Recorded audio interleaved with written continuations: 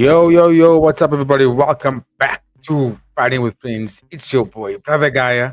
We are back again with another recap. This time, we are going to be recapping the entire weekends of combat sports. We're going to start with UFC 324, make our way to one fight night 39, and then move over to one Friday fights 139. That's where we will conclude the episode. So, we're just going to do a nice young reaction of all the fights, possible matchups that we can talk about afterwards. Um, what could potentially happen next for some of the guys, and then we'll conclude it over there. But yeah, like I said, always like, share and subscribe to the content if you like so. And then yeah, let's get straight into it, guys, because there's a lot of fights to get through. So I'm gonna have to start as soon as I can. So I'm gonna start with the UFC. Let's get it on screen. Here we go. I want to do it like this, actually. Nice. And yeah, this was a fun fight card, actually. UFC 324. It was live on Sunday. It was yesterday. What was the T-Mobile Arena? I think it was first Paramount card of the year. Got to say, a lot of ads, but that's not why we're talking about. I'm gonna talk about the fights, and I'm mainly only going to cover the main card. That's the fights that I watched. I didn't really watch the fights that took place before that on the early prelims and prelims. But okay, as always, we'll start at the top of the card where we had a main event, lightweight interim title. I think Justin Gaethje becomes the first fighter, I'm not mistaken, in the UFC to become a two-time interim champion. I'm not too sure if I remember correctly if Frank Mir did the same thing in heavyweight. I can't really remember now, but I think there was a heavyweight fighter who also claimed the interim title twice. Doesn't matter now. But anyway, Justin Gaethje did it now in the modern era. And yeah, he fought the fight. In my opinion, he won 4 of the 1 rounds. I think round 3 was the only round he kind of lost. And yeah, not much to really say in terms of like being impressed by Gaethje, because that's what Gaethje does. Right? That's how he fight. I think the biggest thing for me, the eyes was on Paddy, and then what is Paddy gonna do in this fight, right? It was a tough weekend of bets for all of us because it was hard to secure some of the wins, because a lot of the dogs won in ONE Championship, and then in this fight card again, so tricky. Paddy Primer was the only one we needed to win to secure our parlay and even to go and lose. But anyway, the eyes won Paddy, from my opinion, because the onus was on him. He had to do something to win this fight, right? Justin Gaethje does what what he does all the time, and that is obviously knocking people out. And he's got fantastic boxing. He's aggressive. He hits extremely hard in this division. So the reality is, like, he doesn't have to change much. The big thing for him was, like, if he doesn't get taken down, he basically smashes Paddy on the feet, right? So the big thing was, what is Paddy gonna do to make sure that doesn't happen? Does he go and stand and box with Justin Gaethje, which I think wasn't gonna be the case for him to win the fight? He needed to use his jiu-jitsu. And there were moments when Paddy tried to do that, and I think when I saw the reaction from Mighty Mouse, he made a very good point, and he said that Paddy was trying to wrestle when he was in danger. He wasn't trying to wrestle when they were fresh in the first round, when they're strong and he's powerful and he can he's got a lot of energy. He only tried to wrestle when he was taking damage, when he was on the ground and when he was rocked. And you can wrestle with that, but you're wrestling with almost half of your energy. You're wrestling with half of the output that you can put in when you're basically trying to grab somebody while being heavily rocked, right? So he basically gave himself less of an advantage by doing so. And yeah, it sucks, but at the same time, I think lessons will be learned for him. At 31 years old, I think he's definitely going to come back stronger. He gained respect from me because I agree with Dustin Poirier. This was the one fight where if Paddy had to beat Gaethje, then and only then you can say, all right, now he's actually of the top echelon of the division, right? And because this, in my opinion, I think everyone can agree, this was his first official top 5 challenge in the lightweight division. Official. That everybody else has fought up until this point wasn't really of that caliber. I mean, King Green was about 10 years ago. You know what I mean? It's not like he took on people. Michael Chandler 10, 15 years ago. 10 years ago, he was absolutely insane. But it's not the same Michael Chandler, right? So Gaethje, even though he's the same age as Michael Chandler, or at least close to it, Gaethje still has found a way to stay in the top 5 for so long, compete against the best of the best. Like I said in the preview and in the live, Gaethje has never, in once in his entire career in the UFC, has he fought outside of the top 5, besides fighting for ZF now that wasn't ranked in the top 5. He's always fought against the top 5, top 6, top 7 guys all the time, fighting for championships. So he's got a high caliber, right? And dude, he fought a good fight. There was a moment in the second round, I think, where I felt Gaethje was putting his foot on the pedal a bit too much, and I was like, he needs to taper it back a little bit because he's putting a lot of energy, and he looked a little bit tired. And then you could see it in the third round where he didn't actually have the gas in that third round, and you could argue that maybe he did taper off in that third round to regain that stamina. It was also the round where Paddy did his best work. We actually hurt Gaethje a few times with some good boxing combinations. But I think the overall theme for me of the fight was that Paddy proved that scouts just don't get knocked out. And he proved to me that he did level up his boxing. He was chopping up the leg of Gaethje a lot, which was really helping him stay in the fight. It forced Gaethje to get on his bike because Gaethje was surprisingly didn't throw any of his leg kicks. And he took a lot of leg kicks, and you could see it was forcing him to fight hard because he couldn't take any more of those calf kicks. So he had to get aggressive and leave Paddy on the back foot the whole time and keep him there, and that's what he did really well, pretty much in every round. For Paddy, I think the big takeaway for me for Paddy is he needs to learn two things for me, what I noticed in this fight. One, he's grown leaps and bounds with his striking, right? He doesn't look so awkward, but he still keeps his chin up there. He still keeps his head on the center line. He does get tagged. Whenever Gaethje would come forward and like throw a 1-2 or a left hook or a common pattern that Gaethje does where he ducks to his right and throws the right hand, or he ducks to his right and brings over with the left. Very common pattern. Paddy, in all those occasions, never had his guard here. He never had that guard up. He never kept that guard and took that shot. There's a habit that he has where the arms come down and he just moves back like this. And I don't like that. He's just getting tagged a lot. So that's one thing I thought that he needed to really, even though he has gotten better at it, there's still so much that he has to change when it comes to that. Even when I watch his striking, he still strikes with a very rigid, stiff frame. It's like he's not fluid with it. It's like he's almost robotic to a point. So he's got to level that up for me, but he's still dangerous, right? And the second big thing for me, perhaps Paddy, you can let me know in the comments what you guys think about this, but I think perhaps Paddy should learn American wrestling, Greco-Roman wrestling, to add to his arsenal of weapons. Because again, jiu-jitsu wise, he's brilliant, right? But he doesn't have the takedown. He doesn't have the double leg or the single leg or driving down the pipe or outside trip, inside trip, double underhooks, outside trip. He doesn't do any of that stuff, right? He's more of a jiu-jitsu guy. So it's like he'll get up in the clinch and he'll pull guard. You take him down, right? Now we're on my back. Cool, nice. He's in his domain, right?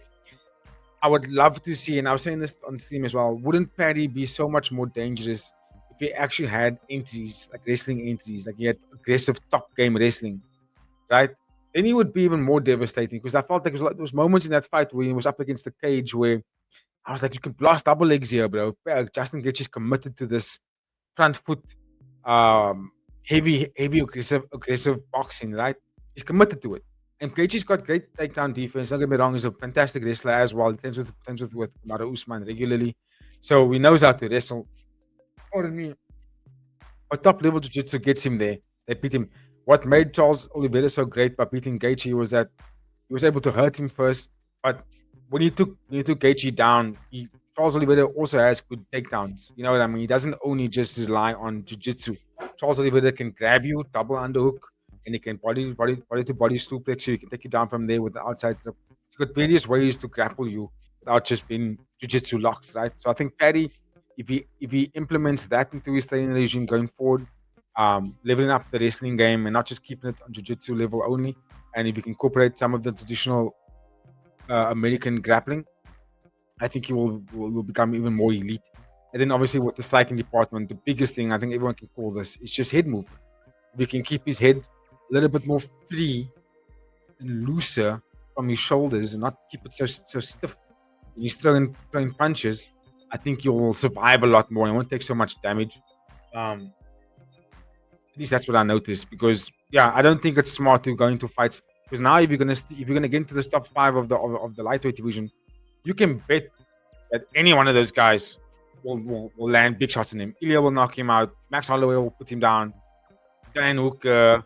There's obviously Justin Gaethje, Arman Tsarukyan.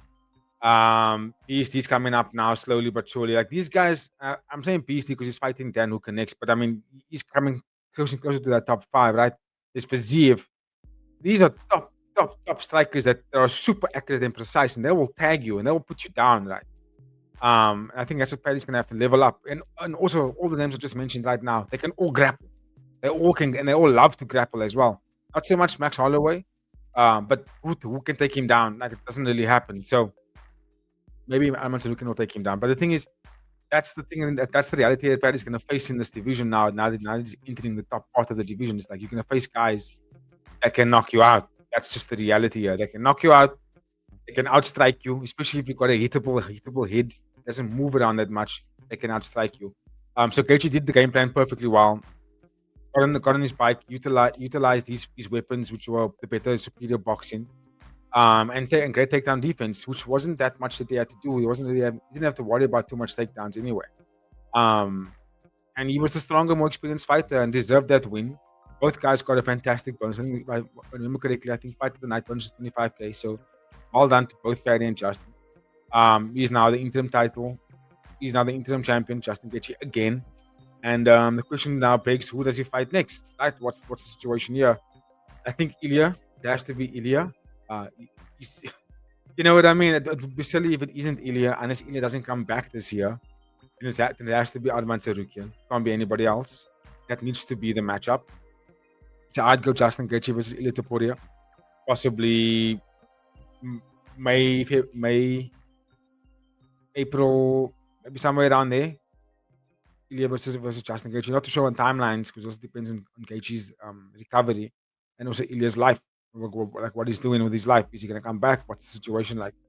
Right? So that needs to be the matchup. If Ilya doesn't come back and Gaethje's healed up before that or healed up in time, whatever that time frame looks like, Arman Sarukian.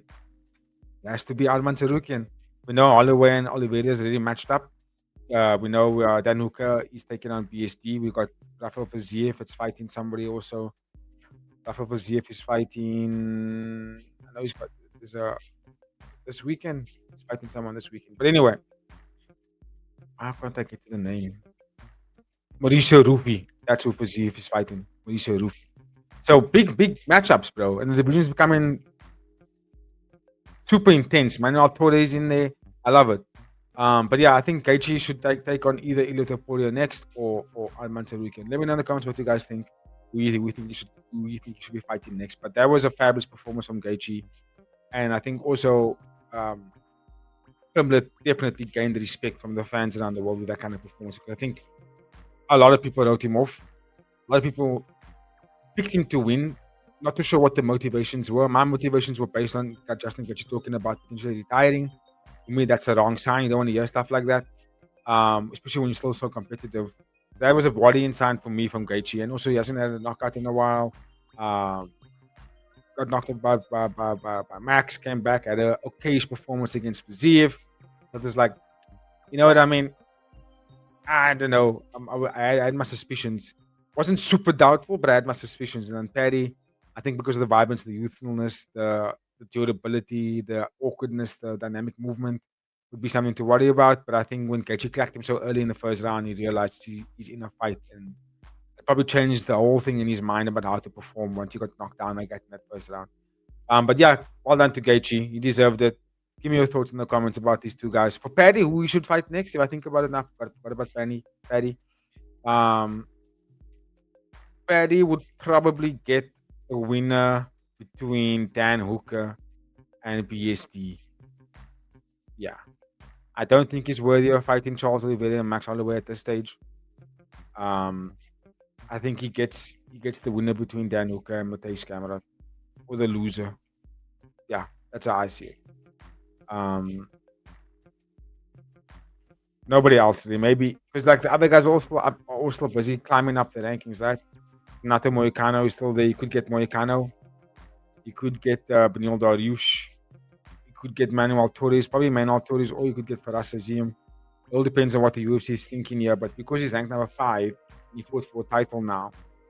He can't go too far down the list. So I would say like this Matthijs Kamara is the winner between Faziev and Dan Hooker. No, Fiziev and Mauricio Rufi. Then was fighting against PSD. He's PSD as well. So, yeah, he's gonna fight there, top 7 basically. That's what I think about the debate. But okay, I'm gonna keep it moving, guys. Lots of fights to keep going. So let's go to the co-main event where we had Sugar Sean O'Malley beating Song Yadong, and yeah, one-sided affair pretty much. I'll say one-sided affair. I take that back. I think it was a competitive fight. I think Song Yadong was competitive in there. I think the damage that was on Song Yadong's face kind of painted the fight in the narrative that Sugar Sean just outclassed him every round. But it was a competitive fight. It was because Song Yadong stood toe to toe with him, took him down a couple of times, didn't do much with it. It was you know what, I was watching the fight live. I actually had the rounds very close, like super, super close. I actually had Sugar Sean winning the first round, but like slightly edging it because his shots were a little bit cleaner.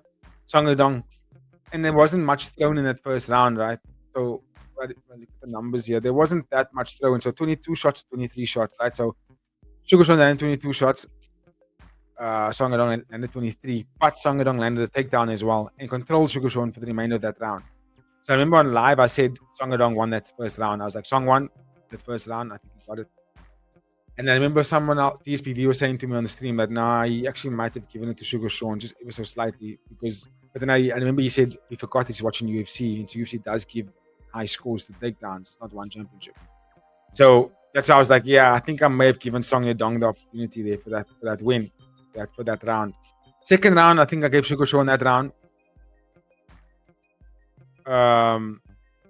Coming back a little bit more into it. Yeah, he came back into the fight a little bit more in the second round, landed some good deep, some good calf kicks, made it more competitive. Got taken down again at the end of that round. Twice, I think it was. Song Yadong could, but never landed any damage with it. And then in the third round, I think Sugar Sean pulled away from the fight in that third round by making sure that there's no doubt that he won that third round. So for me, the swing round was the first one. The first one was the closest one. That was the round where you could give it to anybody. You know what I mean? I think the results came Sugar Sean round 1 and round 3, but because Song took him down in both rounds and actually had a little bit more success in the first round with it, I was like, that's so tricky. That is such a tricky fight to call now. So it was very competitive. But yeah, people are saying Sugar Sean is back. I think it's only because he was able to stand and do his things and got taken down and got picked and got able to stand up again. It's like, okay, he looks good, but I'm still not like, I still don't see him as a champion yet. You know what I mean? And the reason for that is he's probably going to fight against, I would say, Cody Sandhagen next. I know there was conversation around taking on Piotr Jan.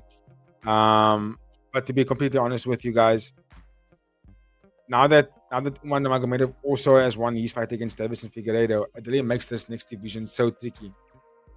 It makes this division so tricky, right? So, like, for example, if you look at that bantamweight division, Piotr Jan's champion, right? And he made Merab look easy win for him. And Merab took Sugar Sean down both fights and made that look easy as well and tapped him out in the second fight. Right? And Sugar Sean even felt like he was a bit, not embarrassed, but he was like, he now realizes that the gap is quite big and he needs to close that gap, right? So Song Yadong lost, Davison Figueiredo lost. So we have Cody Sandhagen, we have Umar Nurmagomedov, Sugar Sean, Merab, and Piotr Jan. That's your top 5. I would say Sugar Sean versus Cody Sandhagen's next. Umar Nurmagomedov probably gets a title shot against Piotr Jan. They're probably going to give Merab an immediate rematch because he deserves that. He wiped the division. I think he deserves that. So if we're going to get Piotr Jan versus Merab again, right, then I'd probably go Sugar Sean versus Cody Sandhagen, and then Umar Nurmagomedov probably gets, or Umar Nurmagomedov gets Sugar Sean, Cody Sandhagen. See, Cody Sandhagen already beat Song Yadong and he beat Davison Figueiredo.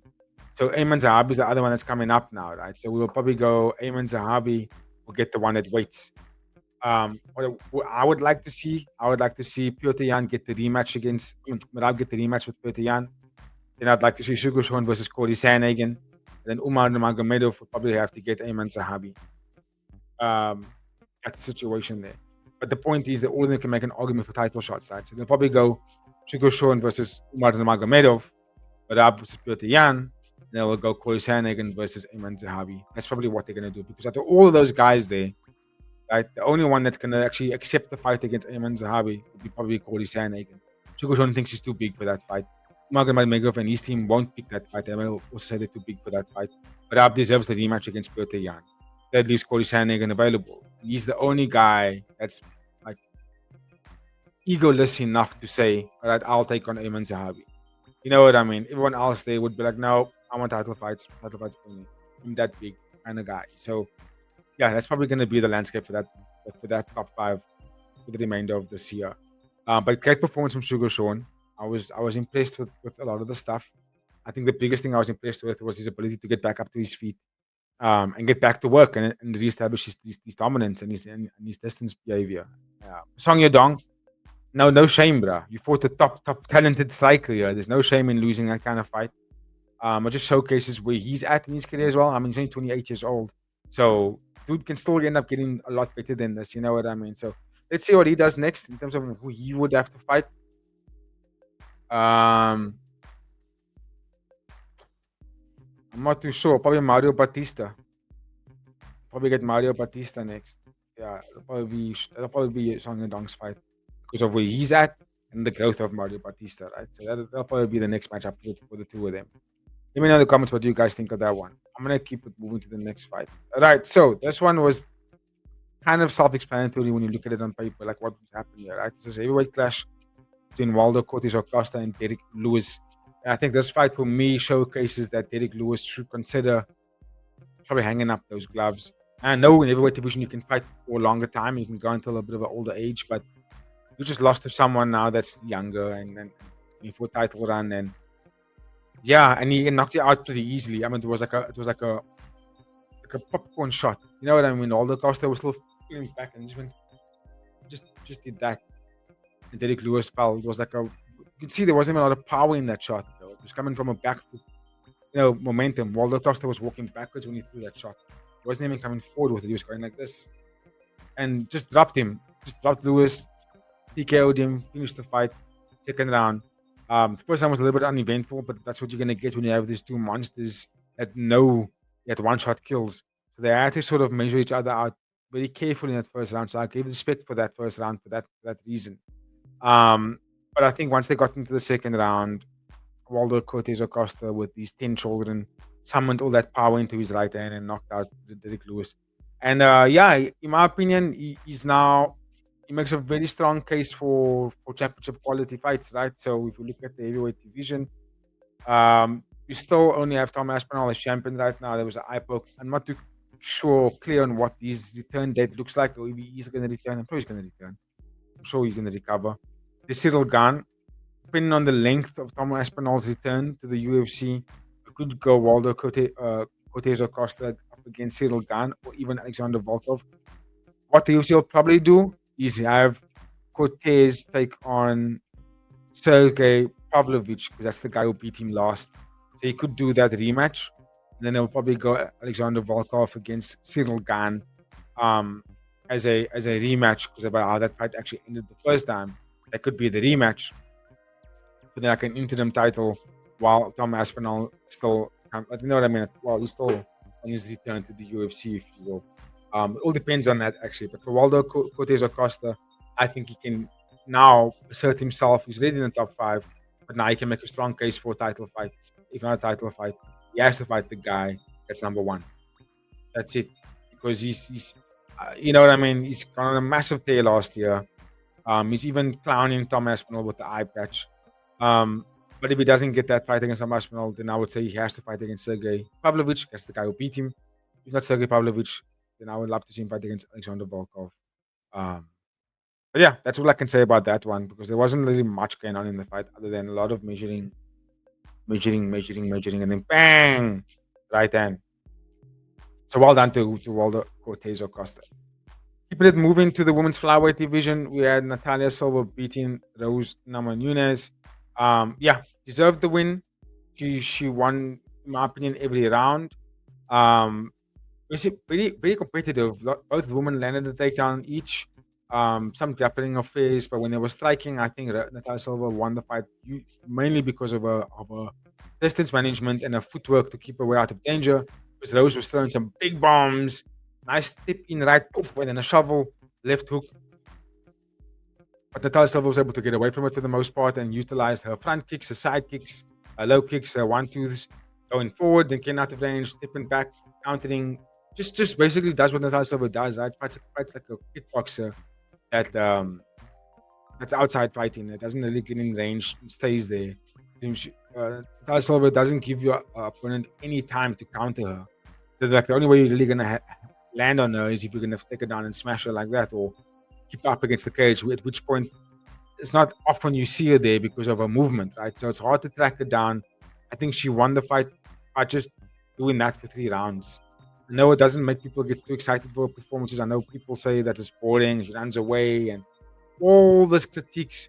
But at the end of the day, if she's in there and she's landing more than her opponent, not getting hit that much, not getting taken down, you can't really give the points to the person that isn't really landing, right? You have to give the points to her, to Natalia Silva, because she's winning by outlanding. I'm personally not like I won't say I'm the biggest fan of it, or I'm not the biggest fan of it. I'll say this: it's quite difficult to be in a fight and not get hit. It's almost merely impossible to be that way, which is probably why the UFC and the world has put Dominic Cruz on such a big pedestal, one of the best to do it in the bantamweight division because of that. I mean, he finished people, he finished fighters, but like once he got into the UFC, he never really got a lot of finishes. Right? Mitsugaki was the one guy, the Japanese guy, I remember top of my head, a TKO finish. Outside of that, he hasn't really finished anybody. And he's fought against top guys, but he's able to school them for 5 rounds every time, right? Take them down, smash them, pick them up, outstrike them, doesn't get tagged, dodge them, make them look silly, make them chase wind. You know what I mean? Natalia Silva is doing the same thing. She's not necessarily knocking people out, but she's making fighters look average against her because they can't do anything. There was a time where people were considering Alexa Grasso as the bee's knees after tapping out Valentina Shevchenko, right? Natalia Silva made Grasso look average, made it look very average. You know what I'm saying? So you have to give respect to that style. You don't have to have this rhetoric of if you knock people out, then you're the best. But if you don't knock people out, then who are you? I think it's incredibly difficult to go against somebody for 15 or 25 minutes and don't take damage. Like that's a skill in itself to be able to do that. And you have to give respect to that a little bit more, because the owners or the sort of the responsibility is not necessarily on Natalia Silva that much, but more of any of her opponents. It's their responsibility to stop that. You know what I'm saying? It's their responsibility to prevent Natalia from staying away from them. You know what I'm saying? So those, for me, had to do a lot more to prevent the way the fight has played out. She had to stay in Natalia Silva's face, keep her in the clinch, keep her in the grappling exchanges. Natalia Silva, although she's got a lot of knockouts, I've seen knockouts on her record. She doesn't really knock people out in the UFC. Doesn't really do that. Doesn't really finish you. She was landing big shots on the Rose, but it didn't really hurt Rose. So I was thinking to myself, Rose, she's not really KOing you. It might sting a little bit, right? It will sting a little bit, but she's not really dropping you or rocking you or making you feel like you're gonna get knocked down or knocked out. So if I was Rose in that fight, if I'm fighting someone like Natalia Silva or like a Dominic Cruz or someone that prioritizes a lot of lateral movement and back foot movement and counter-striking movement, dude, I'm gonna fight you like a gorilla, like a bear. You know what I mean? I'm gonna fucking grab you by the neck. I'm gonna fight a fight where I'm willing to risk the punches coming to me. I'm not gonna enter the pocket by leaving my guard down.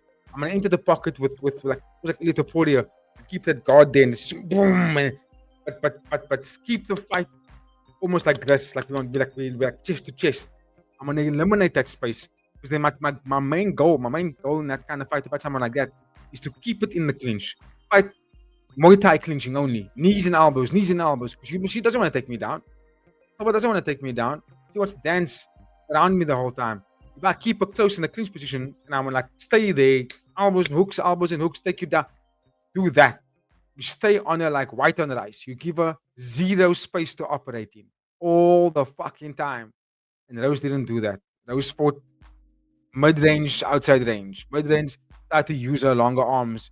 But Silva is a fighter that doesn't stay in one position. She keeps moving. So what Rose had to do was She had to fight like a old school Matt Hughes wrestling style, where you just stay on a double leg, single leg, double leg, clinch, stack up against the cage, double leg. You just basically you give this woman zero fucking time to run away, like zero time. You eliminate it immediately. You stay. Gaethje. When Gaethje fought Paddy Pimblett, he didn't let Paddy do anything. He kept Paddy up against that cage as long as he can. Forced that fight to stay there. There was moments where Gaethje was putting out one hand. He wanted to grab Pimblett's face and then throw the shot, like he's fighting in the street. You know what I'm saying?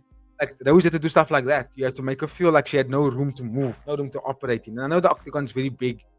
I know that it's very big, so it's harder to do it than it is to say it. It's easier than done. I know that. But these are professional fighters. You know what I mean? Surely the coaches have got game plans for stuff like that. And I feel like Valentina Shevchenko is going to be a next fight for Silva. And Valentina Shevchenko is going to show people how to do it. Because Valentina Shevchenko can also move like Silva, laterally, side to side, backwards, forwards, and fight outside fighting and be counter-striking heavy. She can also do it. She's been doing it the whole life. But I think it was Valentina Shevchenko, when she grabs Silva, I think Silva's going to realize that she's not going to get out of the way. And she's going to get taken down, and she's going to get controlled, and she's going to lose the fight 5 rounds. Decision. And Valentina's going to basically just grab it all and keep it there, control her there. Because Valentina Shevchenko is the one fighter that is almost 99% of the time successful with taking people down and keeping them there. She does it every single time, and it's like it's not even a problem with her to be able to do so. You know what I mean? To find you and then take you down. And she has much better pressure than Rose for me. Shevchenko. She's got very good pressure. And she also has this thing where she can pack up and make you think you can get in, come into her, and she can't just like she with the 5 pieces. Very similar style to Silva, but I find with a little bit more fight to it, more devastating.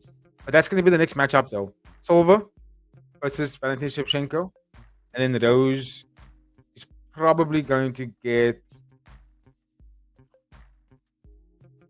I don't know, like a Macy Barber, Jasmine Jasudavicius. I guess that might be a next fight, in my opinion. Yeah, because I kind of think who else she can actually go up against. She fought Blanchfield already. Yeah, Macy Barber or Jasmine Jasudavicius could be Rose's next fight. But for Natalia Silva, she has to get Valentina Shevchenko next. All right, let's keep it moving. Opening bout of this fight card, we had Arnold Allen taking on, he took on John Silva, Eugene Silva. And yeah, I must say, super impressed with John Silva's performance. I thought he was going to get outclassed here. I thought that Arnold Allen was going to be able to expose him by working off the jab, utilizing some good kicks, some distance management, some speed, some low calf kicks, some grappling. And to be quite fair to him, he did that in the first round. He was landing on John Silva a lot in the first round. He actually won the first round out and out for me because he was cleaner, he was faster, he was more accurate. He had John Silva missing a lot of the time. John Silva couldn't find his range that well in the first round. When they got to the second and third round, I think John Silva was completely dominant in those 2 rounds by getting aggressive, getting on his bike, and actually hitting Arnold Allen. There was a couple of body shots that made Arnold Allen not do too well. The takedowns from John Silva was brilliant. I think that helped him a lot in this fight. I think as the fight got progressed, John Silva got stronger. I saw something in him that I found impressive, and that was there was a gas tank there. Looked like he could actually go on and on and on. I thought that was quite impressive. Whereas Arnold Allen tapered off a little bit. You could argue that Arnold Allen was maybe because of the out for 3 years. Out for 2 years. No, out for 1 year. Could have been the reason why he was a little bit ring rust, if you will. Why he looked a bit slow in the second and third round. Came to him. He tried in the third round to get in there and stand and bang, but John Silva was tagging him with some powerful right hands, and you could see it was pushing him back and making him a little bit hesitant. And more that was happening, the more that was going on, and made John Silva was getting more comfortable and more successful in the fight. And yeah, the overall arch of that fight, or the overall theme of this fight, was that John Silva impressed me by showing me that he's more than just the chaos personified. He's more than just winning fights in chaotic moments. He can actually, if needs be, work off the jab, work off a 2-3 punch combination, get the calf kicks in there, stomp the knees, oblique kicks, shoot for takedowns. He showed me that he can actually utilize different things and not just be this chaotic mess and creates wild moments and then wins because he's got power over everybody. So I was like, no, well done, John Silver. That was a big win for me because he beat someone that is a top level fighter, just out for some time. Only lost against the best guys, so you have to give a lot of respect for that win for John Silver, right? Look, he was ranked number 10 coming into the fight. So the question now goes, who does he fight next? As we climb the rankings, right? So they gave him someone that's a high ranked fighter in Arnold Allen, ranked number 6. You would argue that that would give John Silver a chance to fight a little bit higher, right? Like a Lerone Murphy or a Yair Rodriguez, right? But I feel like it's still a bit too high. I personally feel like he got to this point in his career not because he went on a massive win streak and take out the division. He got to this point because of the sort of the noise that was made on social media and the fan base and the numbers that he garnered by being this interesting figure, right? He hasn't fought enough. He hasn't fought the biggest with a lot of the guys in the division. So if you think about the featherweight division, there is Steve Garcia, there's Brian Ortega, and there's Jesus Alal. They're ahead of him still. Aljamain Sterling, Lerone Murphy, Yair Rodriguez, Diego Lopez, Mavzar Ibloev, and Volkanovski, for me, is out of the question right now. So I would say John Silver, you should take on someone like Yusuf Zalal or Steve Garcia, considering that both of them are on big win streaks. Yusuf Zalal's on a 3 or 4 fight win streak. Garcia's on a 6 fight win streak, I think. 5 or 6. With a lot of finishes, by the way, a lot of knockouts, and he's got very good boxing. That would be a good fight to watch, John Silver versus Steve Garcia, or even Yusuf Zalal. Because I get the feeling that we're probably going to get the Aljamain Sterling versus Mabza, not Mabza, versus Yair Rodriguez next. Lerone Murphy, he's not going to fight anybody until he gets a title fight. I think he deserves it. He's undefeated. He deserves that.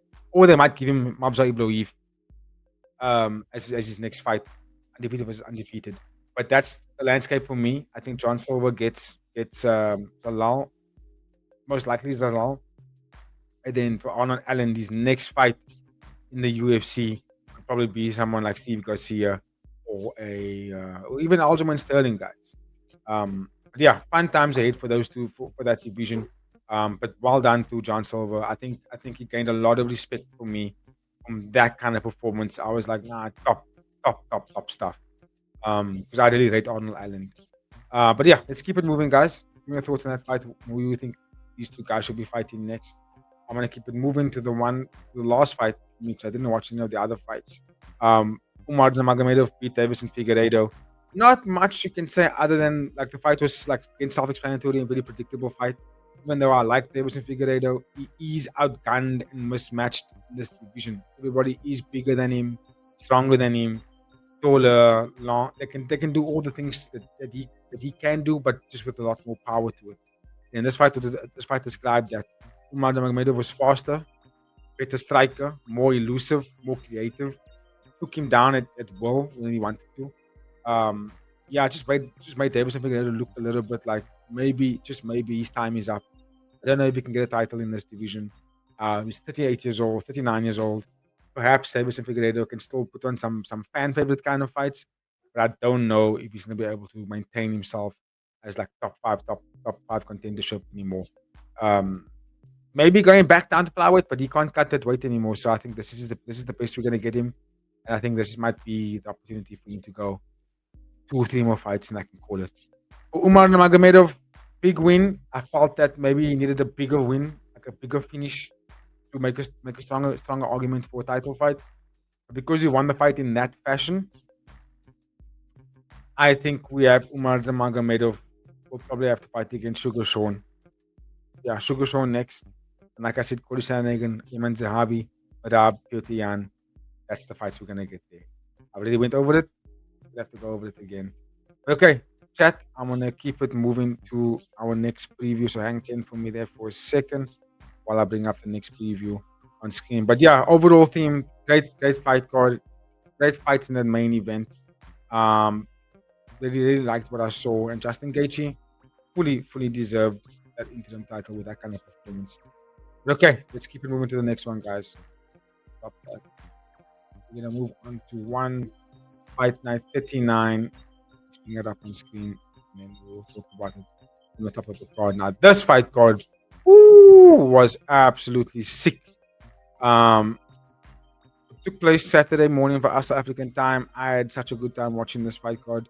Again, just like UFC 324, I had all the picks going all the way, pick, and then literally the opening fight of the fight, the last fight of the fight card, main event, killed our parlay. I was like, yeah, see, every time, dude, every fucking week, picking all the fights right, but one. So here we go. Let's talk about it. This main event, we saw Rambolek beating Abdullah Ayakayev. And yeah, not a lot of people gave Rambolek the chance. Excuse me. Not a lot of people gave Rambolek the chance. I remember when I was doing the preview last week for this fight card, and even on the stream, I know I picked Ayakayev. I picked Ayakayev last minute. All week, I didn't give a pick for this fight card. Even when I did the preview, I didn't give a pick for the card for this fight in particular because I just couldn't. I really just couldn't choose someone. I couldn't find a winner. I felt that both guys could beat each other. It's too closely contested. There's just too many variables that could make this fight end in a particular way that because there's so many outcomes, so many possible outcomes for how this fight could actually play out. It's hard to choose one. So I was like, can't choose. But I went with Archive because he's been knocking everybody out. He had more fights than Rambolek in ONE Championship. Beast. And I thought Rambolek, he has been knocked out before against Asad Pau, pardon me, who is smaller than Abdullah Dayakayev, by the way. So I was just like, he's more hittable than Dayakayev is. I'll probably go Dayakayev. That's what motivated the decision. But otherwise, I was like, I still said the pinch of salt. So yeah, I mean, this fight, big win for Rambolek. He deserved it. He had to come out of the fire for it because in that first round, Dayakayev was cakewalking him. It was easy. It was just everything Dayakayev was doing, the kicks, the legs, the boxing combinations. He was landing on him a lot. I don't remember correctly now if he actually dropped Rambolek in that first round, but he was beating up Rambolek. He was smashing him, left hooks, right hooks. But he couldn't put him away. He couldn't put Rambolek away. And I just thought to myself, when that happened, I remember AD was saying, yes, we're on our way here to getting our money. Easy money, easy money. But I was just feeling Dayakayev normally only wins fights round one. Right? Round two, when he went past the first round, right, two things happened. He lost to yard IQ. And when he went past the first round, he got knocked down by Simapik. Body shot. Simapik body shot him. So I was like, okay, maybe there's some chinks in the armor here in this kid. You know what I mean? We don't see him fight past the first round. And when we got past the first round, he got dropped and he lost. That was the two results. Okay, he beat Simapik. Right, he had to. But there was a sign there, like, hey, you can actually get that him get past that first round, and he has less energy. Right? Rambolek even spoke about this in his post-fight interview with Nick Atkins. You can check it out, it's on YouTube. Where he even said that was the key thing he pointed out. When he said pre-fight, he said he has a surprise for Dayakayev. I'll show you his weakness. I found his weakness and I'll show you his weakness. And we're all wondering what weaknesses he was talking about. And then he mentioned post-fight that the weakness that he pointed out was he watched the fight against Dayakayev and Simapik. And he was like, Simapik was hitting him with body shots in that fight. And it actually dropped him. He said, all right, there's the weakness right there. Everyone is trying to headhunt him and get tagged with the left hook and get dropped. He was like, I'm going to body shot him and we'll see what happens. And when he did that in the second round early, and I point this out also to AD, Dayakayev's eyes lit up in such a way where it was a mixture between like holding in his cry, he didn't want to cry, and also looking for his coaches to be like, what the fuck do I do here? Because Rambolek hit him in the body, he backed up and he went like this. He looked around and then he tried to throw a shot. Rambolek hit him again, another two shots in the body, and then he took a knee and he just couldn't recover. That was when he backed up and I saw a look on his face. I thought to myself, Dayakayev is cooked here. His eyes gave it away. It was like you could see he just didn't want to get hit after that. Rambolek also mentioned that in his preview, in his post-fight interview. He said when he hit him with the body shot the first time, you saw the look in Dayakayev's face and he realized he did not want to get hit again. That's why he went forward and said, okay, I'm going to hit him in the body again. And yeah, good win, good performance from both guys. Actually, I think that was one thing I did preface at the beginning of this fight. I said this is going to be the beginning of a massive rivalry for one championship. These two fighters, because they have such big beef with each other, they were scheduled twice last year. This is going to be and they're the same age. I think Rambolek is 24. He's 22. Gaethje is 24. Gaethje is 23. You see what I'm saying? This is going to be a beginning of a rivalry, but it's not going to be a rivalry of we hate each other. It's beef, but it's not like disrespectful beef. It's just I think both guys realize that they can beat each other, and there's a little bit of fear, and I think that fear comes out with beefing and selling the fight. But that's all are ingredients to make a very good rivalry for one championship. We could see them throw down at least 3, 4 more times to come in the future to come. 23 years old, 22 years old, they're gonna go on for years to come. Just watch the shit. I think it's gonna happen for years to come, and it's not gonna be the end. It might even be 1-1 after the next fight. You know what I'm saying? So, yeah, well done to Rambolek. He deserved it. I thought I heard him talk about fighting against either Nabil or Haggerty next, but I also like that he said he's not in a rush. So he was like, I'm happy to go with whoever they give me first. But he would like to fight against Nabil, he said. So I'm all for it because it is Muay Thai. You know what I mean? If he said if he doesn't get Nabil, then Haggerty. I like that because Haggerty is ranked number 1 in the division. So it's like Haggerty may be the boxing champion, but he is active Muay Thai fighter, and he's ranked number 1. So if you can't get the champion, you have to get um you have to get Haggerty. Right? That has to be the next thing for him. But it's so difficult to predict because all these guys are so frequently busy. Harder one to go with. So I'm gonna see what happens next. But the big win for Rambolek. We keep moving to the co-main event. Okay, let's go to this co-main event where we saw Pong Torani taking on Asadullah Iman Ghazaliev. Flyweight Muay Thai. Iman Ghazaliev knocked him out in the second round with a nice body shot. First time I've seen Kong Torani get knocked out. I've never seen him get finished before, so I was quite surprised. But I did pick Asadullah to win because as much as I'm a big Kong Torani fan, I did believe that Asadullah Iman Ghazaliev was going to have the exact weapons and style to actually beat Kong Torani. And that was the high speed, the high volume, the range. And also, Asadullah did say in his build-up is that I'm going to knock him out. But he also did point out that Kong Torani is hard to punch in the face. It's hard to knock him out, to beat him in the face. So he was like, I'm going to target his body a lot more than anything. And that's what he was doing. The teep kick was beautiful. It dropped Kong Torani down.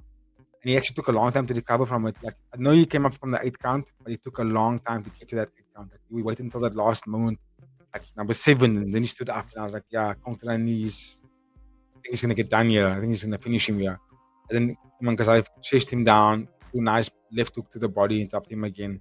But the KO, sad to watch. It's very sad to watch. But yeah, great performance from Asadullah. I think he definitely climbs the ranks now. He also, like Rambolek was saying, not in a rush. Only 22 years old. Not in a rush to go for a title fight.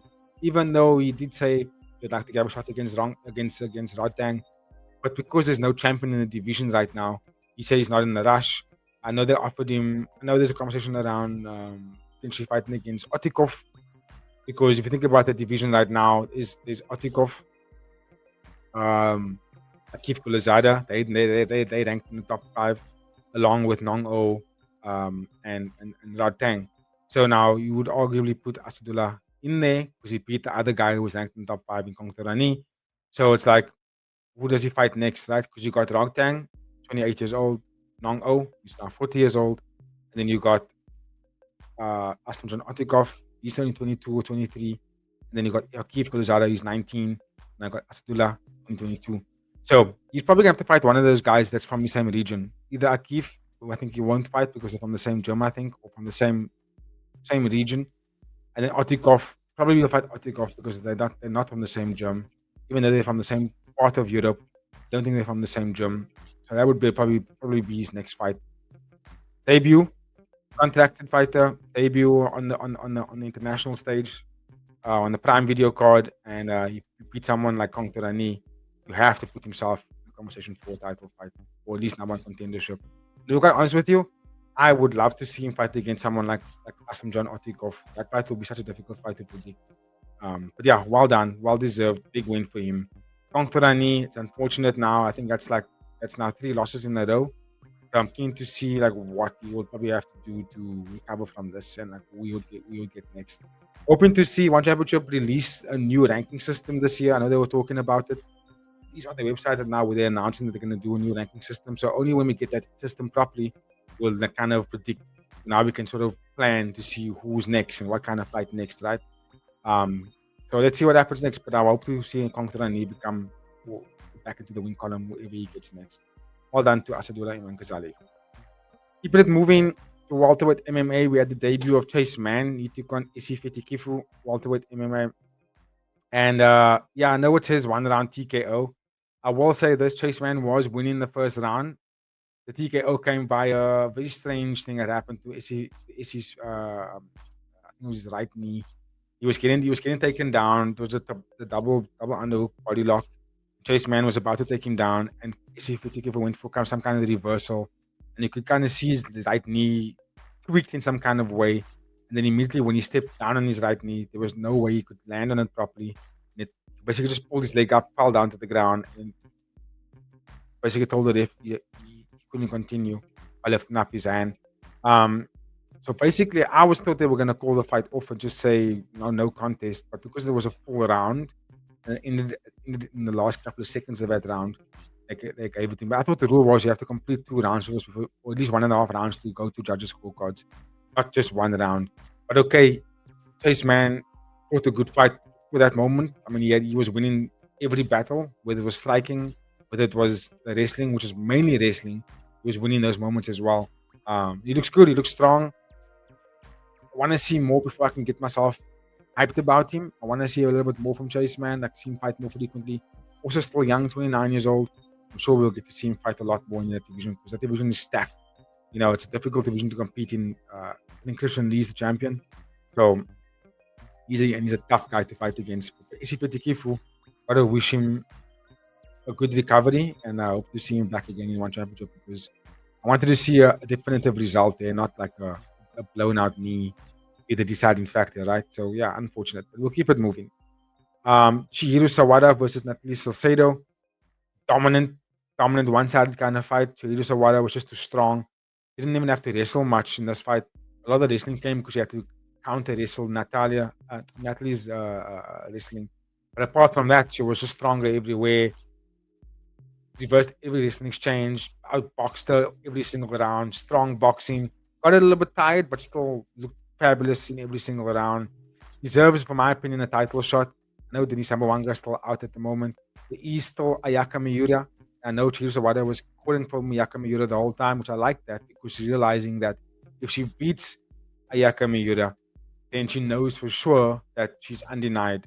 She can't not get Denise next, right?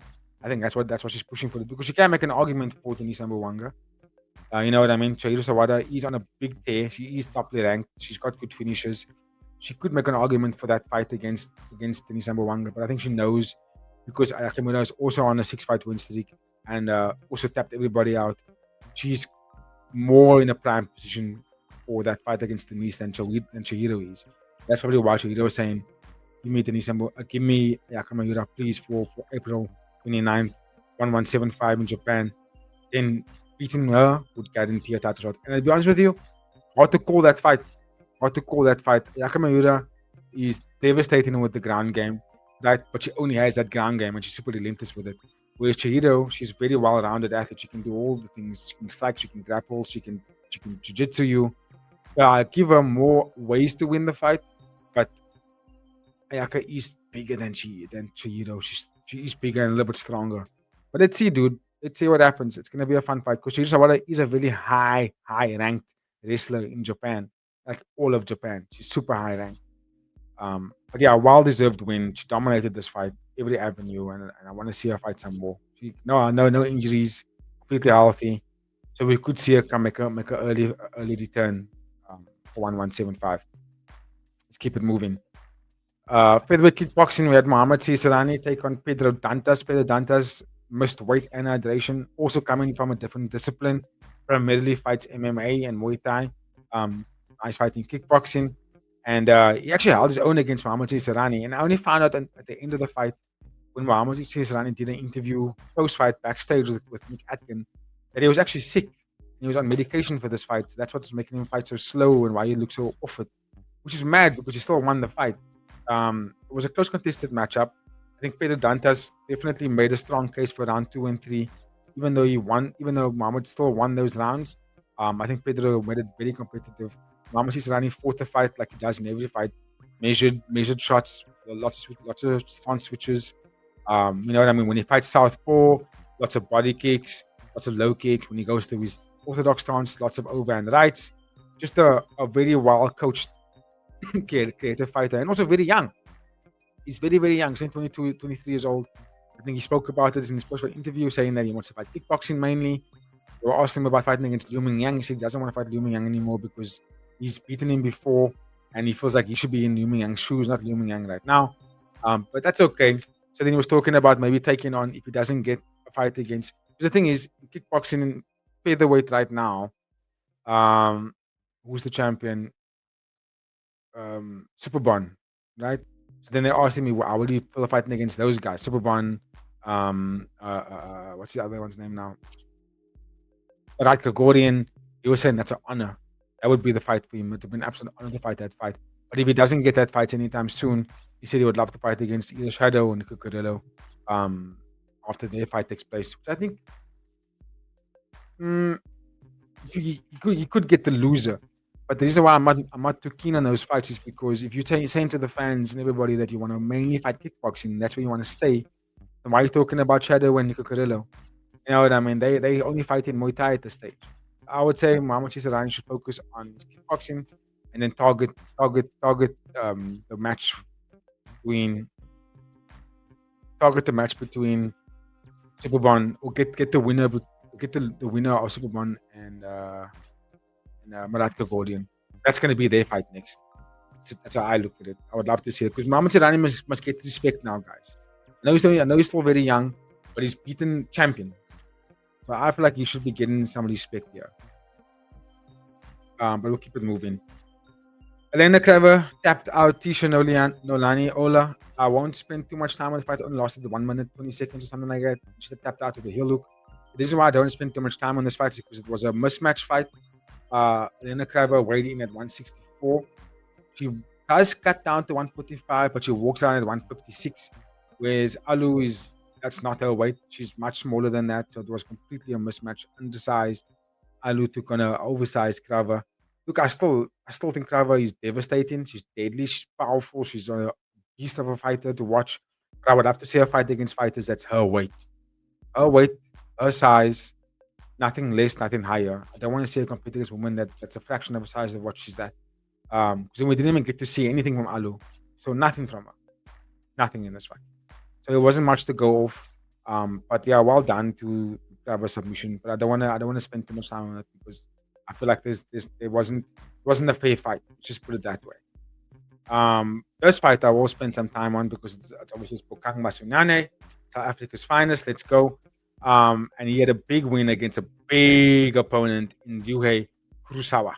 Kurosawa, obviously two-time champion, fighting in other promotions, absolute beast, doesn't really lose. Fantastic striking, and he was big for the strawweight division actually. If anything, I watched the post-fight interview with Nick Atkin. Apparently, Kurosawa actually came down in weight for this fight. He's actually a flyweight, natural flyweight, which makes sense because he looked big. And even Mansour Malachayev, who beat Bokang in his last fight, also fought at flyweight. So it was a natural flyweight there. These guys are big, dude. You could even put Bokang in an atomweight division where it makes the most sense for him. But he's sticking to strawweight, and he's also the only guy who didn't fight against Joshua Pacquiao. In this fight, Bokang impressed me so much because he beat someone who spoke to DSPV about this. DSPV watched Kurosawa fight before, and he said Kurosawa is actually a dominant striker. He's going to beat Bokang here. And Bokang actually won this fight because he outstruck Kurosawa. He dropped him in every round. He dropped him once in the first round, once in the second round, and twice in the third round. So you got to give Bokang respect here, guys. And Bokang took shots from Kurosawa. Bokang even said that it felt like he got hit by something massive in this fight, but he stood there, toe to toe with him. He even took Kurosawa down. I don't think there was one moment where Kurosawa took him down. You know what I mean? Kang took Kurosawa down in every round. He just won this fight by overall using everything from MMA and won this fight perfectly. And I think he deserves a title shot. I know they're probably going to give Mansour Malachaev the fight against Joshua Pasha because he beat Bokang and he beat Jared Brooks. But I feel that Bokang made a very good point. He said Bokang fought Malachaev at flyweight, right? That's the big one. So he says, and also Bokang Malachaev didn't even make weight for that fight. So how could he get a title fight if he didn't even make weight? Even though he beat Jared Brooks as well, he didn't make weight for that fight either. So yeah, I think Bokang makes a strong argument there, and I think he should be next in line against Joshua Pasha. Reason being, he didn't. He's the only guy who didn't fight against Joshua Pasha. The guys who did beat Bokang, he lost to them when they were oversized.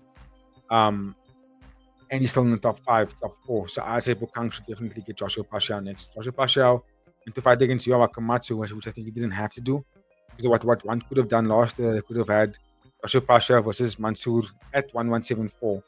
And then we could have had the decider factor there already. Then we know for sure the winner of this fight from Bokang versus Kurosawa could have been decided for who fights next. But Bokang did say if he doesn't get Joshua Pasha, then he would like to fight in Japan on 175 in April. And the fighter that called Bokang out for a fight there was Yamakita. I'm not sure if you guys remember Yamakita. He's also in the division. Kaito Yamakita. Bokang beat him already. So that would be a good rematch in Japan again. And I think that would be a good fight because it also could decide who would fight against Joshua Pasha next.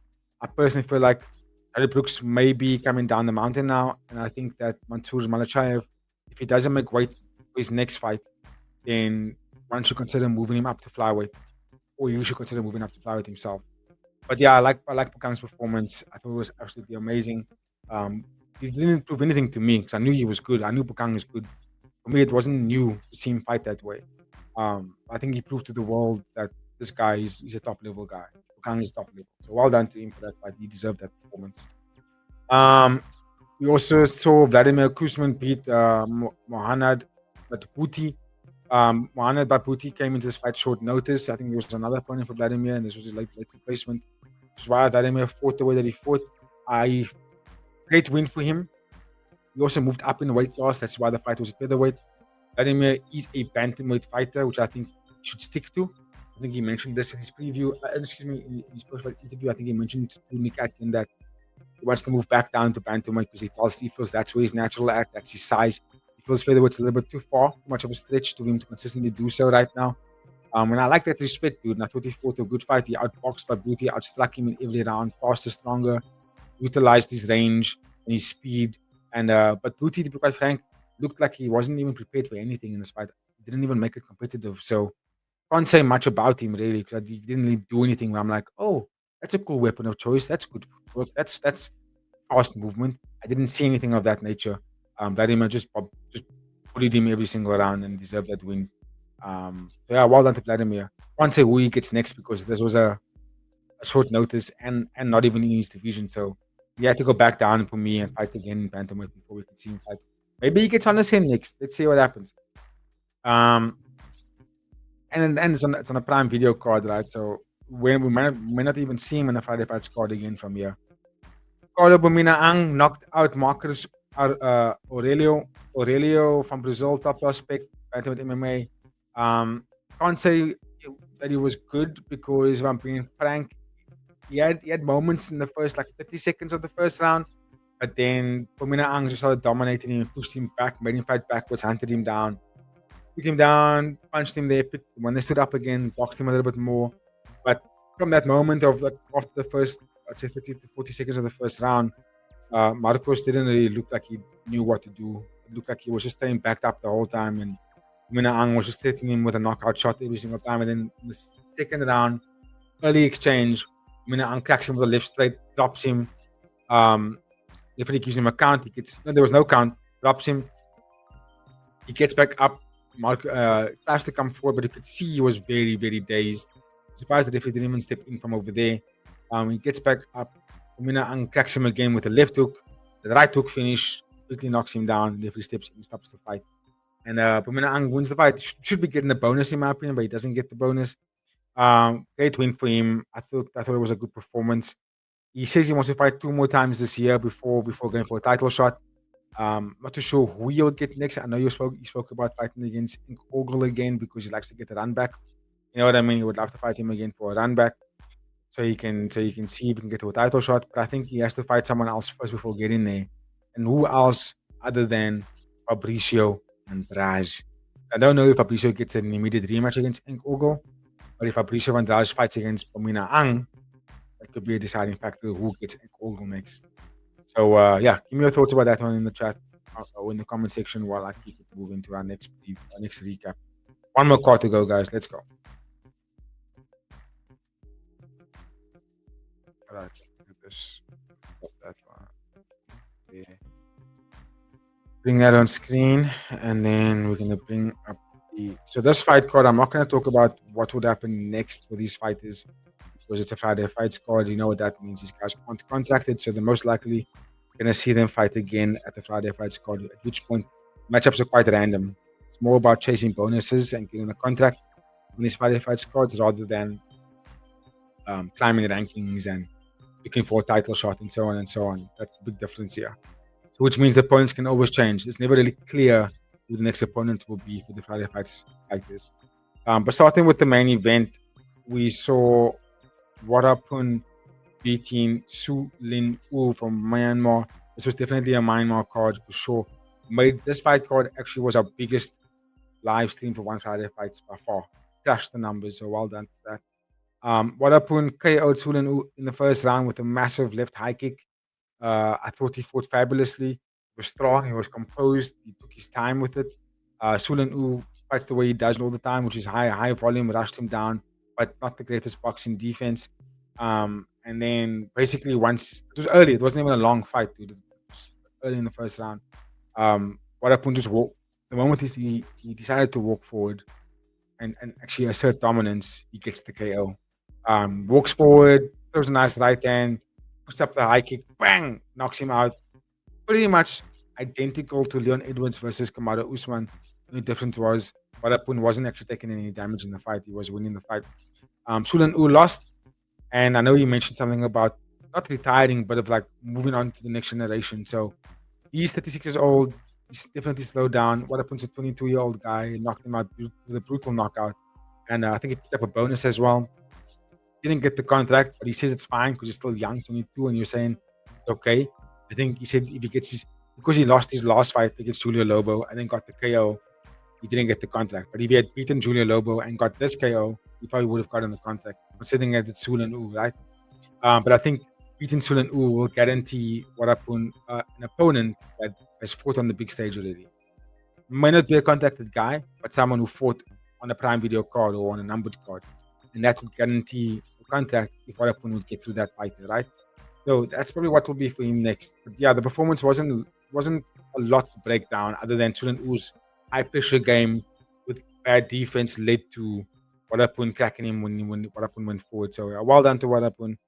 Back in the win column. Watch this kid grow. Watch the space. There's something in here in Worapon. There's something special in him. So let's see what he does going forward. Bantamweight is a tricky division, but let's see what happens to him going forward. Sandro Bossi, Alec Bossi, 17 years old, and he beat Pet Sangwan, and this was a crazy fight as well. He probably would have gotten the finish if he didn't break his hand. And I think when I watched the interview, I remember correctly, Sandro Bossi mentioned that he broke his hand in the first round, his right hand. And if you watch the fight properly, you watch it throughout the fight, he fought like there was no broken hand. He was swinging as if there was nothing wrong with him. He got a little bit reckless in the second and third round, which made the fight more competitive than what he would like to. First round, he dominated that first round. I think he even got the knockdown in the first round. I remember that correctly. But he beat Pet Sangwan in the first round by just dominating him. Second round, the fight was very close. Pet Sangwan came back in the second round. Actually had Sandro Bossi hurt a couple of times. Backed him up with some good right hands. And just fought very confidently in that second round. But in the third round, Sandro Bossi realized that he had to push the pace again. to reassert his dominance, and that's what he did in the third round, where he basically had One backed up the whole time and just dominated him in the wild exchanges. Good body shots, good speed, good fast boxing, nice feints, very creative.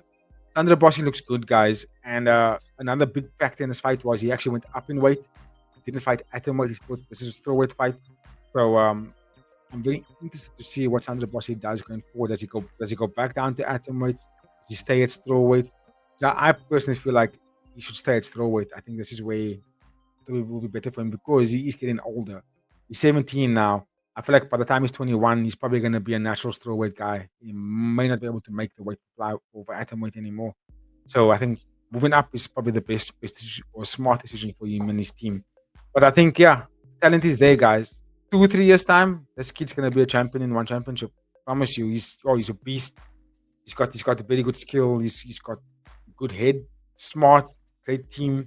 I think he's gonna be a champion. But that was a tough fight for him. But I think it was tough because he broke his hand. But all respect to One, because even Sandro did say in the interview, he said no in the third. He said in the second and the third round, One fought hard and made him realize, oh shit, okay, this guy's actually very good. Can't be so cocky in there. But yeah, watch the space for Sandro Bossi going forward, guys. Memot and Super Jang, bantamweight Muay Thai. But got it from Memot. Look, he's still young. 20 years old. He's still very, very young. Super Jang looked very different. I've been watching Super Jang fighting ONE Championship. In this fight, he looked different. Not only different in terms of his style. His style was still very much the same in terms of like good volume. But the big difference is Super Jang looked like he ate two versions of himself. He became so much bigger. He was fuller. His shoulders were broad. He was jacked. His muscles were popping out. I was like, huh, is this the same guy? But I watched Super Jang fight, and I watched his last two fights, and he looked like the guy you see in the picture over there. He was skinny. Then his hair was cut in this fight, and he just looked so much bigger than what I thought he was. And I was like, yo, it's not the same guy. It's just someone else. And he dominated Memot. He won every single round. He was strong.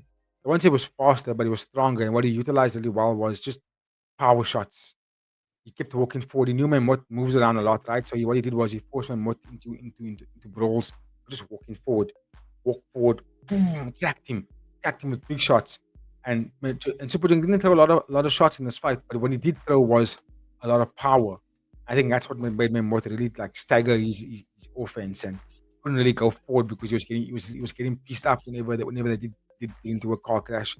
So Memot was hitting Super Jung with big stuff. And it did nothing to him. It didn't even tickle Super Jang. So I was like, what the fuck, sir? Chama, who's half the size of Memot, basically blew through Super Jang like he was nothing. I think he knocked him out also, if I'm not mistaken. Yeah, look there. Chama TKO'd him. Lam Nang Kong, half the size of Memot. Half the size. And he beat Super Jang. And I'm telling you, Super Jang, he did something for this fight.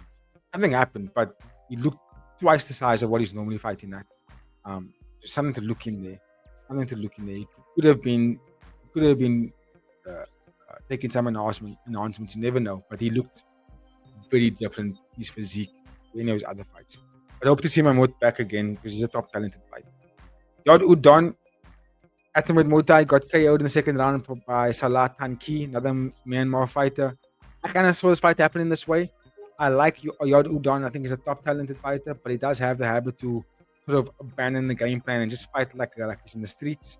And that kind of led to the KO because Salah Tanki, if you're watching fight against Song Chanoi, that was a brilliant debut. He lost that fight, but it was a brilliant debut. It was a close fight, actually. He fought so well, you would argue that he's been fighting for many, many years and he has multiple titles already. And he also punches extremely hard because he also dropped Song Chanoi, by the way. So I was just like, okay, he's probably going to beat Yod Udon as well. And once he cracked Yod Udon with the first knockdown, Yod Udon got aggressive and just hunted him down. But again, abandoned the defense and walked straight into a left hook, left hook, finish, dropped him, and then Salah gets the KO finish and the bonus, by the way. And I think he also got fans around the world to recognize him. And on top of that, he now definitely asserts himself into the top rankings of the division. So well done to Salah. He's probably going to have to fight someone else, like a TI or Udnim Chai, someone else before he goes up higher. Banulok. There's a lot of other guys you can compete against in the division first before you can climb up that rankings a little bit further or go for a title fight. A big win. Jansi and Den 4-2 unanimous decision win for Den. I thought Jansi actually did a very good job, but they gave it to Den anyway. It was too back and forth for me, so you could make an argument for either guy. Wasn't much happening in the fight, to be realistic. A lot of the times it took place in the clinch where neither guy really dominated. And then when they're out in the open, it was again just 50-50. No one really did enough for me to go, they won the fight. It was a little bit uneventful performance. And as you can see here, there's no highlights to view. That kind of tells you that the fight was a little bit boring. But okay, hold on to 10. Dunk and Kajon Klai. Big win for Gajon Klai. Big debut as well. Dunk, he fought scared, in my opinion, because he was backing up the whole time in this fight. But again, the power from Kajon Klai was big. You know what I mean? Like you could see every time he threw a punch or he landed on Dunk's eyes was like, oh shit. You know what I mean? And then Dunk would try and fight back. And he did, dude. There was moments in the fight where he did. He was trying to land big stuff, good combinations, good angles, to land those combinations, but it never really hurted Kajon Klai. Kajon Klai landed his TKO win by getting the 3 knockdowns. Deservedly so. He was powerful, he was faster, he was stronger, he had better range. And then also when he got in close, he was able to take the shots from Dunk and then land his big left hand and getting those knockdowns. Ultimately getting the TKO. Fun fighter. Now that I know the face and the name, I'm gonna keep tabs on him going forward to ONE Championship. Took 0 damage in this fight, so you'll probably see him fight again, maybe in mid-Feb, maybe even March, because he took 0 damage and got the bonus. Kunsuk beat Nayin from Myanmar. Kunsuk didn't get the KO, but dominated with the boxing combinations. He was again stronger, and you could see that Nayin, even though with the speed, couldn't really do anything to Kunsuk. Kunsuk, when he went forward, landed these overhand rights or left body shots or things like that, it was hurting Nayin. And I think, I don't know if he dropped him, but he just dominated every round by just having stronger and faster boxing all the way through. Deserved it. Kun Panoi and Rustam Yunusov was a great fight as well. Kun Panoi, I thought would have done a little bit better with the body kicks. Again, this fight was hard for me to predict because it was just too tricky. Because Kun Panoi, I know he's a high-level guy, right? He can fight 3 rounds, doesn't get tired. He can use hard body kicks, which was what he was trying to do when he landed on Rustam early. You could see Rustam's body was red, but it didn't stop Rustam from anything. Rustam did what he did best, which was walk forward, land good knees, good body shots, good boxing, faster movement, and just had higher numbers. He had a higher output than Kun Panoi, and he also had Kun Panoi backwards more than what Kun Panoi would have wanted to have. So, like, in fact, there wasn't a round where I could give to Kun Panoi. You know what I mean? Even though the fight was close on paper, when the fight took place, I think in every round, Rustam edged himself forward by just making sure that he won the exchanges, right? He had the speed, he had the volume, and he made sure he ended each round with the bigger shot. So he deserved the win, bro. And 18 years old, 18 years old, humble, looking to the future, not rushing for a title fight, slowly climbing the rankings. Watch the face for Tomahawk. Tomahawk's probably going to end up taking up the top 5 ranking at the end of this year. His goal is to get a contract. I think he's going to get that contract at this rate. He's now 7 fights undefeated in ONE Championship. I think he's going to get to the contract at the end of the year. And you can make a strong argument for him for a title fight maybe 2027. Well done to Rustam Yunusov. Kun Panoi, I don't know what to say. Because he fought a little bit tentative for me. I would love to have seen him use more body kicks, more punches. And he was trying that, but he tried it too late, man. At the end of each round where he was losing the round. And it's like,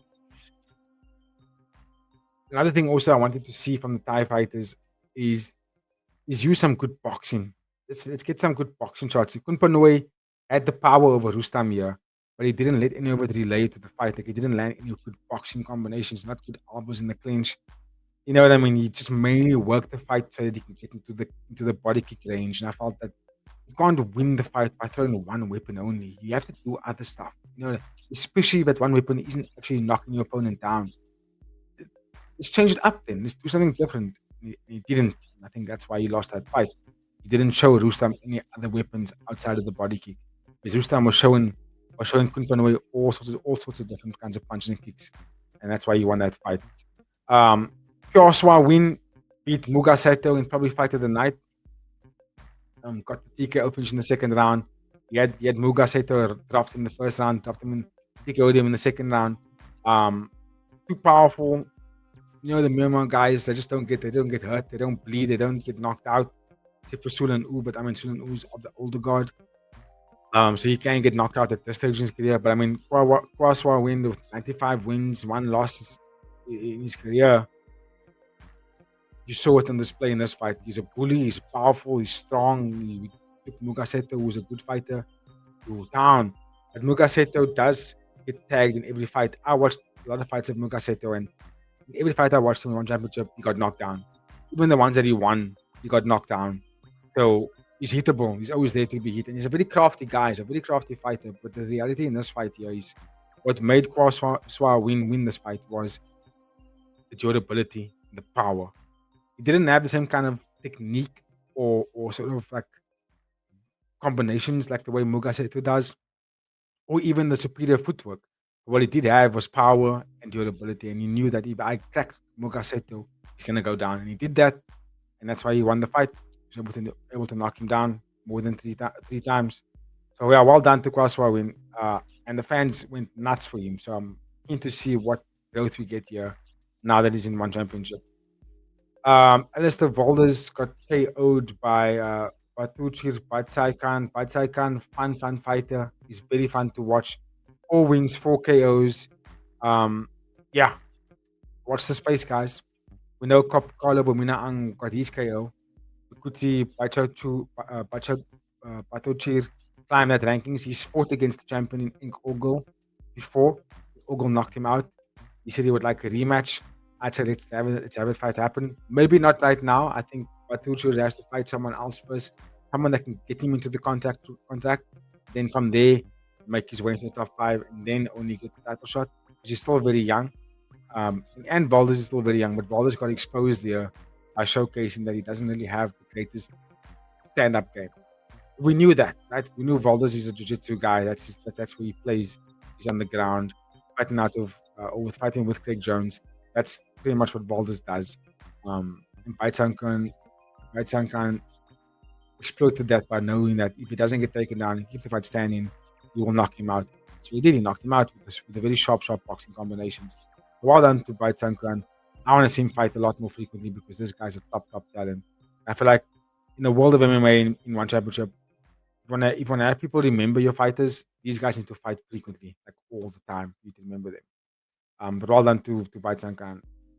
Zhao Zhengdong knocked out Keisuke Monguchi. Another good fight for Zhao. Zhao was taller, used his range, good right hands, good deep kicks. Monguchi had very good calf kicks in this fight, but also got too aggressive and too overzealous. Let go of the defense and got tagged on the way in with a nice left hook, right hook, then left hook again. Dropped him down, won the fight by TKO. I think there were 3 knockdowns before that. That was the last knockdown I'm referring to. All the other knockdowns came from Monguchi just getting so aggressive. He lets go of the defense. And Zhao just steps out the range, attacks him with a nice counter, drops him every single time, and won the fight that way. The third knockdown came from Monguchi, wasn't able to get up. Couldn't make the count, and yeah, unfortunately for him. Well done to Zhao. Let's keep a lookout. There's just 2 strawweight kickboxers. I'm gonna keep them looking. We're gonna keep them fighting frequently because we need more strawweight kickboxers to be competing. You don't want to have someone like Jonathan Diabella not have anyone to fight. So yeah, let's keep this division growing. And then Gabriel Pereira, he beat Hiroki Suzuki by majority decision. I didn't see this fight. I didn't see these fights either. I was on the road at this time. Paul Pasquale knocked out Dala Arsrodov. As I say his name. It was a right high kick. And then yeah, he wasn't able to get back from there. Pasquale's a gangster, guys. This guy can fight. He's got power, he's got his speed, he's got precision, and he's talking about he don't care if ONE Championship doesn't give him a contact. He just wants to fight, and he's been active outside of ONE Championship last year as well. But I think ONE Championship shouldn't be asleep to this. He's a talented guy. Get the contract or get him fighting more frequently and give him a contract because he can be a good addition to the flyweight division. So well done to Paul Pasquale. Gabriel Leonetti got outstruck, outgunned, outschooled by Toyan Nguyen Tan in Vietnam. Top prospect out of Vietnam. Again, didn't watch the fight. All I heard was that he was outstriking Gabriel Leonetti every single round. Shame Leonetti actually messaged me on Instagram, so I'm gonna give him a response to his message after this video, just to wish him well. But okay, that's my time, ladies and gentlemen.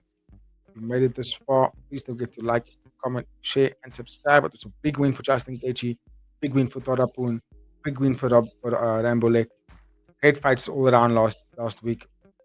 Now we're in a new week. What else you can expect from Fighting with Friends this week?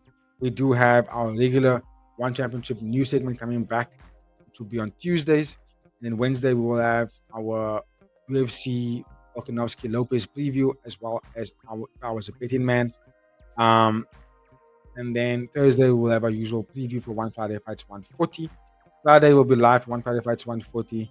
And then Sunday would be live for Volkanovski versus Diego Lopez. On that note, from myself and the Fighting with Friends team, please have yourself a fantastic week, everybody. And we will catch you on the next one. Cheers.